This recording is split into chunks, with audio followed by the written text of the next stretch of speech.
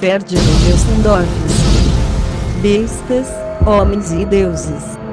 O enigma do rei do mundo.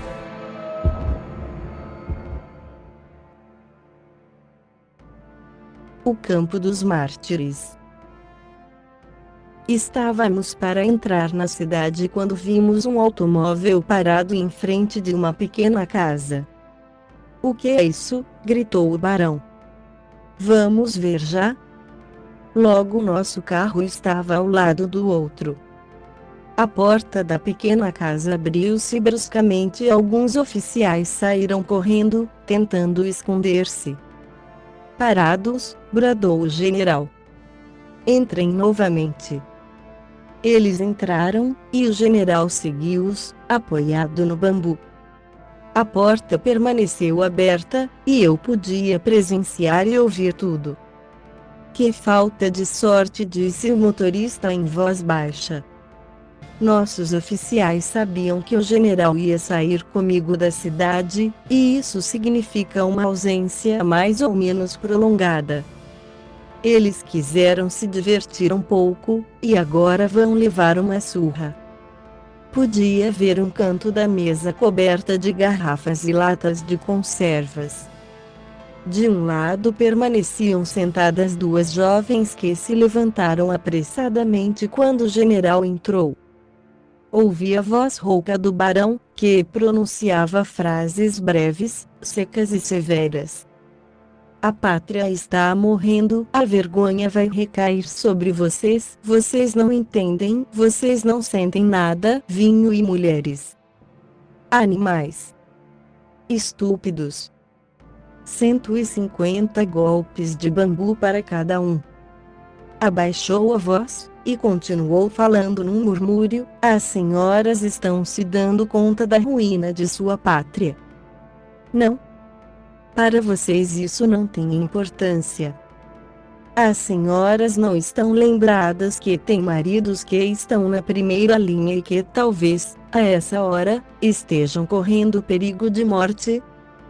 Vocês não são mulheres. Admiro as mulheres, porque seus sentimentos são mais fortes e mais profundos que os sentimentos dos homens. Vocês, porém, não são mulheres. Estou avisando, se eu as encontrar mais uma vez assim, serão enforcadas." Aproximou-se do carro e acionou a buzina repetidas vezes. Logo um grupo de cavaleiros mongóis chegou a galope. "Levem os homens até o comandante. Enviarei minhas ordens mais tarde." Ficamos em silêncio. O barão estava visivelmente nervoso, e fungava ruidosamente, acendendo um cigarro após o outro, e jogando-os depois de uma ou duas baforadas. "Você vai jantar comigo?" falou. O outro convidado era a chefe do Estado-Maior, um homem muito reservado e de poucas palavras, mas de uma delicadeza extrema. Os criados serviram um prato chinês quente, depois carne fria e, para sobremesa, uma compota de frutas da Califórnia, tudo regado pelo onipresente chá. Comemos tudo com pauzinhos chineses. O barão tinha uma expressão aborrecida.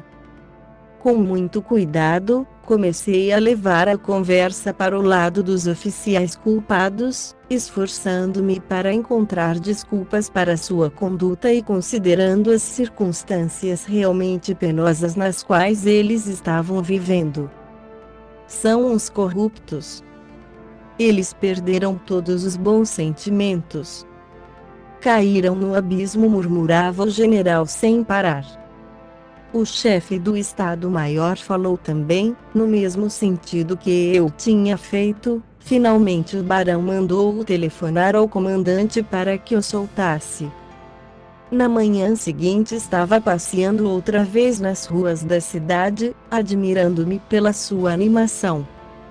A energia do barão exigia uma atividade constante que ele impunha também a todos os seus colaboradores. Ele estava em toda parte, via tudo, mas nunca atrapalhava as atividades de seus subordinados. Todos estavam trabalhando. Naquela noite fui convidado para ir à casa do chefe do Estado-Maior, onde encontrei grande número de oficiais, todos inteligentes. Fiz uma narrativa sobre a minha viagem e estávamos todos conversando animadamente quando o coronel Sepailov entrou. Estava cantarolando. Todo mundo parou de falar e os oficiais começaram a retirar-se, um a um, dando as mais variadas desculpas. Sepailov entregou alguns papéis ao chefe do Estado-Maior, e em seguida dirigiu-se a mim. Essa noite vou mandar-lhe, para o jantar, um excelente patê de peixe e um creme de tomates. Quando saiu, nosso hospedeiro pôs as mãos à cabeça, num gesto de desespero. Agora, depois da Revolução, somos obrigados a colaborar com a pior corja. Alguns minutos depois, um soldado trouxe uma terrina e o patê de peixe mandados por Sepailov. Enquanto o soldado estava colocando os pratos sobre a mesa, o chefe do Estado-Maior fez-me um sinal com os olhos, falando entre os dentes: olhe bem para o rosto dele. Quando o homem saiu, ele ficou de escuta até que os passos se afastaram. Era o carrasco de Sepailov, o tal que enforca e esgana os infelizes condenados à morte. Para minha grande surpresa, virou a terrina deixando sair a sopa no chão. Em seguida saiu da iurta e fez voar o patê além da cerca. Os pratos foram mandados por Sepailov. Provavelmente eram muito saborosos, porém havia possibilidade que estivessem envenenados. É muito perigoso comer e beber na casa de Sepailov. Quando voltei para casa sentia-me bastante deprimido pelo que sucedera. Meu hospedeiro estava acordado ainda, e veio ao meu encontro com uma expressão assustada. Vi que também os meus amigos estavam presentes. Graças a Deus, gritou. Você está bem? O que foi que aconteceu? Perguntei. Aconteceu que, logo que você saiu, respondeu, chegou aqui um soldado mandado por Sepailov e carregou toda a sua bagagem, dizendo que você mandara buscá-la. Sabíamos o significado disso, eles iriam revistar tudo e depois. Percebi um átimo perigo que pairava sobre mim. Sepailov podia esconder o que ele bem quisesse entre os meus pertences para justificar uma acusação. Meu velho companheiro, o agrônomo, e eu fomos rapidamente à casa de Sepailov. Deixei meu companheiro na porta, e quando entrei, encontrei o mesmo soldado que me levara às iguarias para o jantar. Sepailov recebeu-me na hora e, depois de ouvir meus enérgicos protestos, disse-me que devia haver qualquer engano e pediu-me para esperar um pouco. Depois de sua saída, passaram-se 5 minutos, 10 minutos, mas ninguém aparecia. Bati à porta, ninguém atendeu. Decidi-me então a ir ver o barão e dirigi-me à saída. Ela estava trancada à chave. Quis abrir a outra porta, também estava trancada. Eu tinha caído numa armadilha. Estava a ponto de chamar meu amigo aos gritos, quando notei que havia um aparelho telefônico na parede. Chamei o barão Gerny. Daí a alguns minutos ele apareceu. O que foi que aconteceu? Perguntou com voz severa e ameaçadora.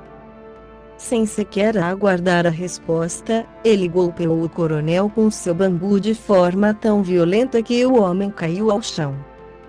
Saímos de lá e o general deu ordens para que trouxessem minha bagagem. Em seguida levou-me até sua iurta.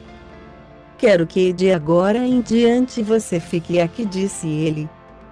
Estou muito satisfeito que se tenha verificado esse incidente, assim tenho toda a liberdade de dizer o que eu penso.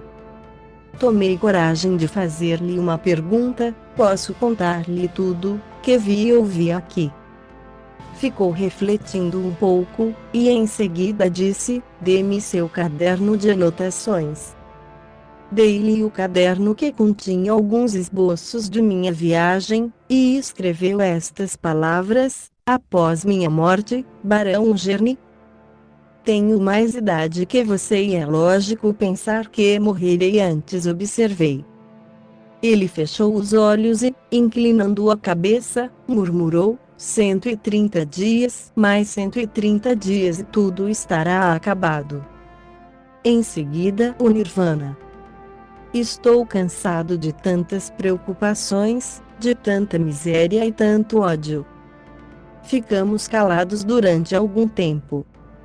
Sabia que de agora em diante o Coronel Sepailov seria meu inimigo mortal e que seria aconselhável sair de Urga o quanto antes. Eram 2 horas da manhã. O barão levantou-se de repente. "Vamos ver o grande bom Buda", disse. Seus traços estavam contraídos, os olhos brilhavam e tinha um sorriso triste e amargo nos lábios. Ordenou que aprontassem o carro. Era assim que se vivia naquele campo de refugiados mártires, perseguidos pelas circunstâncias e arrastados para a morte, levados pelo ódio e o desprezo daquele descendente dos cavaleiros teutônicos. E ele mesmo, que estava martirizando-os, não conhecia nenhum dia nem uma noite de paz e de descanso. As ambições que o consumiam eram envenenadas. Ele estava se torturando, resistindo apesar dos sofrimentos titânicos, consciente que cada dia que passava era um a menos, naquela curta corrente de 130 elos que o estava arrastando para a morte. Fim desse capítulo.